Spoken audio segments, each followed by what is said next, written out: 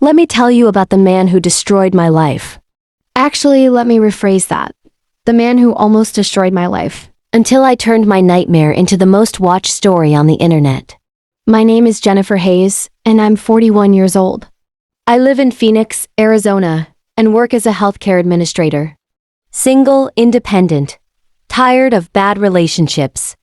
March 2020. I went to a friend's birthday party at this upscale lounge downtown. I almost didn't go, had a long week, wanted to stay home. But my best friend Amanda convinced me. Shen, you need to get out. Meet people. Have fun. So I went, and that's where I met him.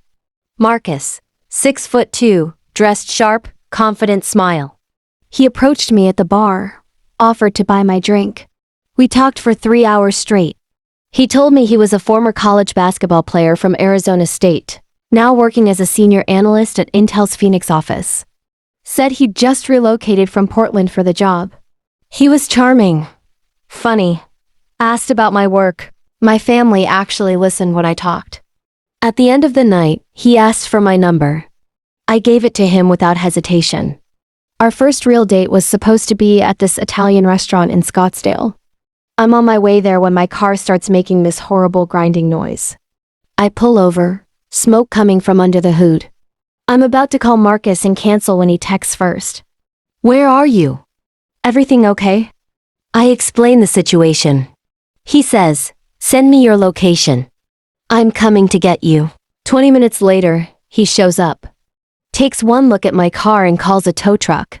Pays for it, $350 without blinking. Then drives me to the restaurant in his Mercedes. Don't worry about the car, he said.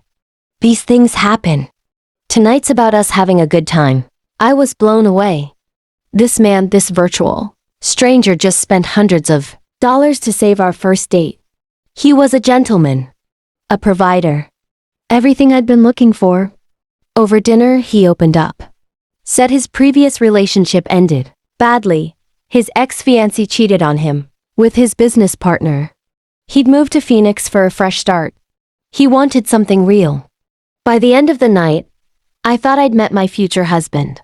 I had no idea I'd met a professional con artist who'd been planning this from the moment he saw me at that party.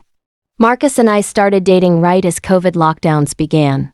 Within 3 weeks, he suggested we quarantine together. Why risk being apart when we could be safe together? It seemed romantic at the time. Spontaneous. Fate. So this man I'd known for less than a month moved into my house. He worked from home, or so he claimed.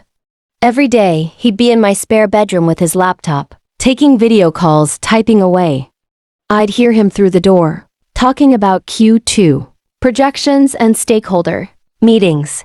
He seemed so professional, so legitimate. About 6 weeks in, Marcus started talking about our future. Big future. He wanted us to buy a house together. A real house, not my modest 3-bedroom. He showed me listings, gorgeous properties in Paradise Valley, North Scottsdale. Places that cost $850,000, $900,000. Marcus, that's way beyond my budget, I said. He pulled out his phone and showed me an email. A mortgage pre-qualification from Wells Fargo, $875,000 approved. His name right there on the letterhead. My credit score is perfect, he said confidently.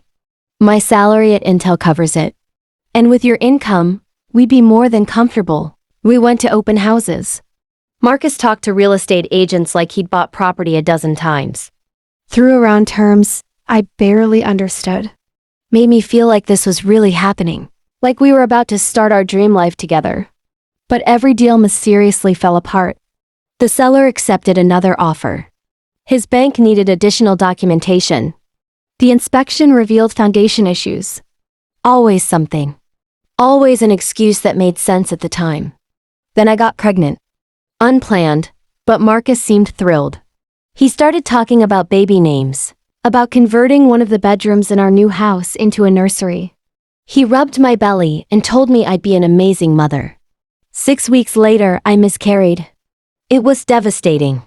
I was cramping, bleeding, terrified. I needed to get to urgent care immediately. Marcus, I need you to drive me.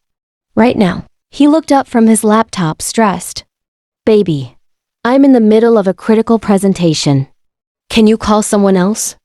Your sister, maybe? My sister drove me to the hospital. My sister held my hand. Marcus showed up 2 hours later with flowers and apologies. But the damage was done. That should have been my first real warning. But I was grieving, and he knew exactly how to keep me hooked. 4 months after the miscarriage, Marcus proposed. Small ceremony at a chapel, just immediate family and close friends. Except Marcus's family couldn't make it. His mother was dealing with health issues. His older brother had a work emergency overseas. His father had passed years ago. Red flags everywhere. But I was so desperate to believe in us that I ignored every single one.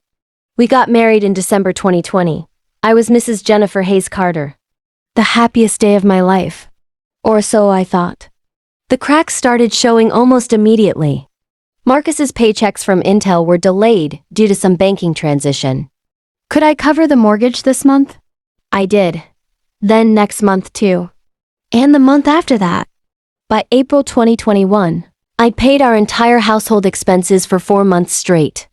When I asked about his income, he'd get defensive. The company's switching to a new payroll system. It's complicated. I'm dealing with HR.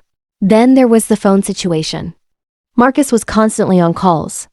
Morning, noon, night. In the bathroom, in the garage, during dinner. He'd talk for hours to his mom, his brother, his colleagues, real estate agents.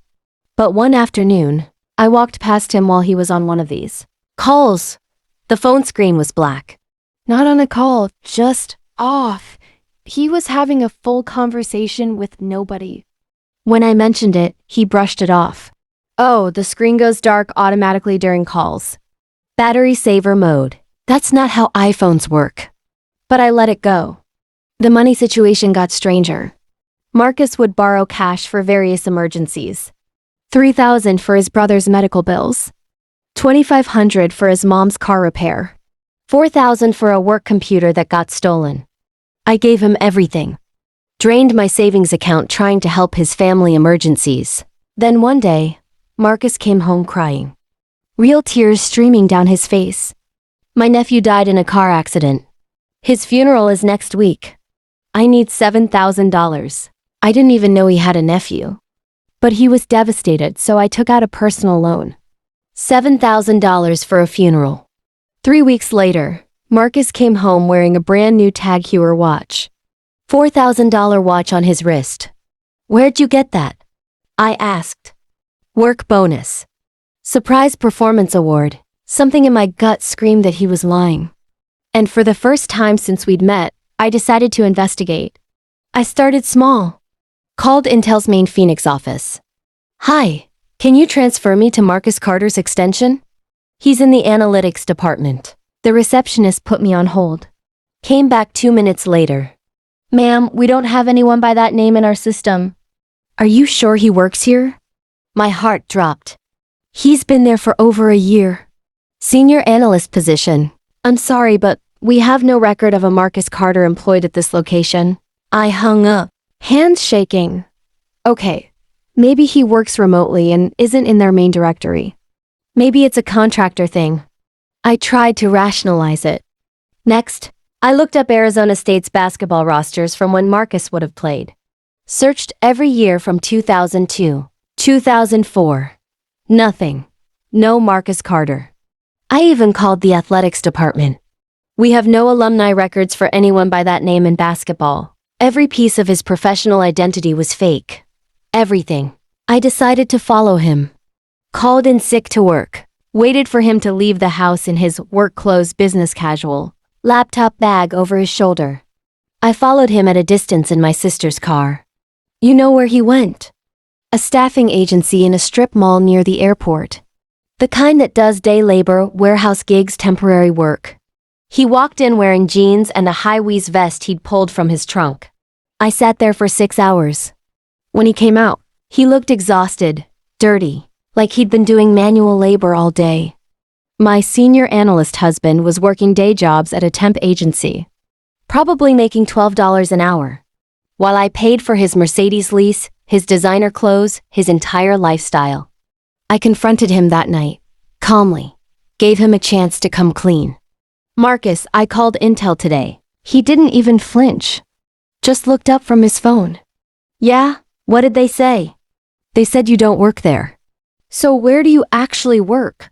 His face remained completely neutral. Babe, you probably called the wrong department. I work in the satellite office. Not everyone's in the main system. I followed you today. To the temp agency. That's when his mask cracked. Just for a second, I saw rage flash across his face before he recovered. You followed me? That's insane, Jennifer. You're acting paranoid. This isn't healthy. He was gaslighting me in real time, making me feel crazy for discovering his lies. That's when I knew I needed to dig deeper. Much deeper. I became obsessed with finding the truth. Who was this man I married? What else was he hiding? I started with that Wells Fargo mortgage document. Called the bank directly. Can you verify this pre-qualification letter? I have the reference number. Ma'am, this document wasn't issued by us. The formatting is wrong, and that reference number doesn't exist in our system. This is a forgery. He'd faked bank documents. That's fraud. Federal fraud. I found his social security card in his wallet. He'd asked me to file our joint taxes that year. I ran the number through a background check website. The number didn't match his name. It belonged to someone else entirely. Marcus was using a fraudulent social security number. When I ran his real social security number, found it buried in his old mail, the results made me sick. Criminal record. Multiple charges. In 2017, he'd been arrested for impersonating a federal agent. He'd been pulled over with a fake FBI badge, claiming to be investigating something. Got probation, which he violated twice. There were harassment charges from 2018. Criminal trespassing in 2019. Restraining orders from 2 different women in Oregon. This man had a criminal history I knew nothing about. And he'd hidden it all from me. Then I found his ex-wife. Her name was on divorce records from 2016, Melissa Carter. She'd divorced him in Portland. I found her on social media and sent a message. Hi, this is awkward, but I'm married to your ex-husband Marcus. I'm discovering some disturbing things. Did he ever lie to you? She called me within 30 minutes. Get out! Get out of that relationship right now, she said immediately. That man is dangerous. He told me he was an engineer at Nike headquarters. Said he owned rental properties. Said his older brother was a professional athlete and they were business partners. All lies, every single word. We talked for 2 hours. She told me how Marcus's older brother actually had played basketball professionally overseas. How Marcus stole his brother's entire life story and pretended it was his own. His brother eventually cut all contact with him. His whole family disowned him, Melissa said. His mother won't talk to him. His brother threatened to file a police report for identity theft. Marcus is a pathological liar. And he's been diagnosed with some serious mental health issues that he refuses to treat. When I hung up, I realized I didn't know my husband at all. I'd married a complete stranger. A con artist. A fraud. Armed with the truth, I went home that night ready for a final confrontation. Marcus was on the couch, scrolling through his phone like nothing was wrong. Like he hadn't built our entire relationship on lies. We need to talk, I said. He looked up with that same confident smile. Sure, babe. What's up? What's up? What's up? I talked to Melissa today. The smile died instantly. His whole body went rigid. You had no right to contact her. That's my past. That's private. Your past? You've been lying about everything since the day we met. Your job, your education, your family, your criminal record. I didn't lie. He shouted, standing up. I told you who I should be. Who I can be. I wanted you to see my potential, not my mistakes. But none of it's real. You're not a senior analyst. You didn't play college basketball. You don't have a pre-approved mortgage.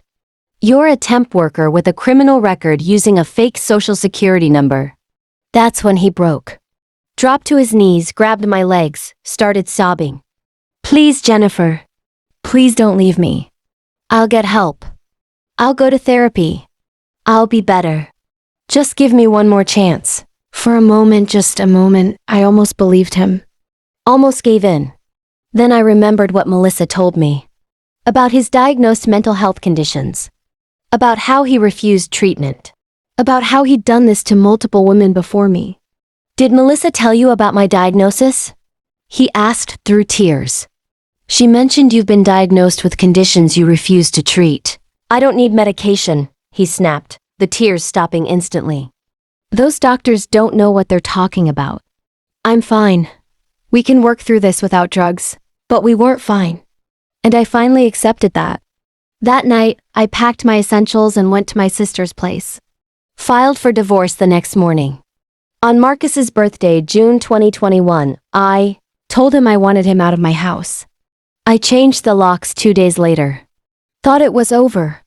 But in September, I came home from work to find Marcus sitting in my living room. He'd broken in through a back window. We need to talk about us, he said calmly. Like breaking into my house was perfectly normal. I called 911, had him arrested for trespassing. Got a restraining order. And that's when I decided. This story needed to be told. The world needed to know who Marcus Carter really was. For 3 years after the divorce, I tried to move on. Therapy, dating apps. Focusing on my career. But the anger never left. The embarrassment. The feeling that Marcus had gotten away with ruining my life. Then in January 2024, I'm scrolling Instagram and see people sharing these long storytelling videos. Real experiences. Dating nightmares. Relationship horror stories. And they're getting millions of views. I thought, I have a story. A hell of a story. So I recorded my first video. Just me, sitting in my living room, talking to my phone camera. I titled it, My Ex-Husband's Entire Life Was a Lie. Posted it at 11 p.m. Went to sleep. Woke up to 70,000 views. By noon, 300,000. Comments flooding in. Girl, nitrogen monoxide. I need more.